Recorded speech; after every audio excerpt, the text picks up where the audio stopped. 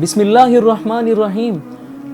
ہر مسلمان یہ چاہتا ہے کہ جب وہ دعا کے لیے ہاتھ اٹھائے تو اس کی دعائیں اللہ پاک کی بارگاہ میں قبول ہوں۔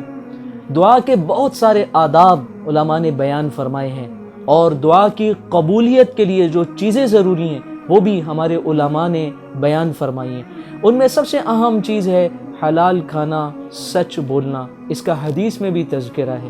اور اس کے علاوہ دعا کا ادب یہ ہے کہ اللہ تعالیٰ کی حمد و ثنا سے دعا شروع کی جائے، اس کے بعد درود شریف پڑھنے کا اہتمام کیا جائے، اور اس کے بعد پھر پہلے اپنے لیے، پھر والدین کے لیے، پھر سارے مسلمانوں کے لیے دعا کی جائے۔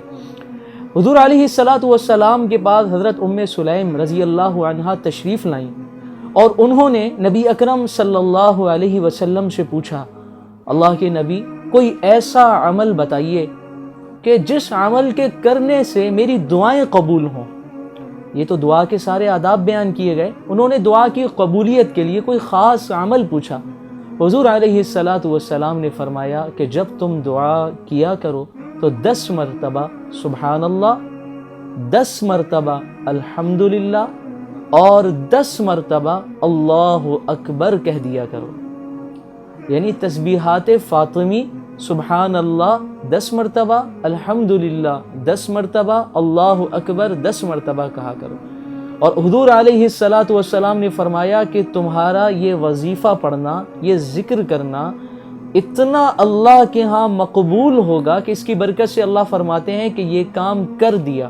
گویا کہ وہ دعا جس میں یہ عمل کیا جائے وہ قبولیت کے بہت قریب ہو جاتی ہے۔ تو جہاں دعا میں اور بہت سارے آداب کا خیال رکھا جاتا ہے، قبلہ رخ بیٹھنا، ہاتھ اٹھانا، ہاتھ اٹھانے کا جو ادب ہے سینے کے برابر اٹھانا، اور اللہ کی حمد و ثنا بیان کرنا، اور آپ صلی اللہ علیہ وسلم پر درود بھیجنا، اس کے ساتھ ساتھ اس چھوٹے سے وظیفے کا بھی اہتمام اپنی زندگی میں لائیں۔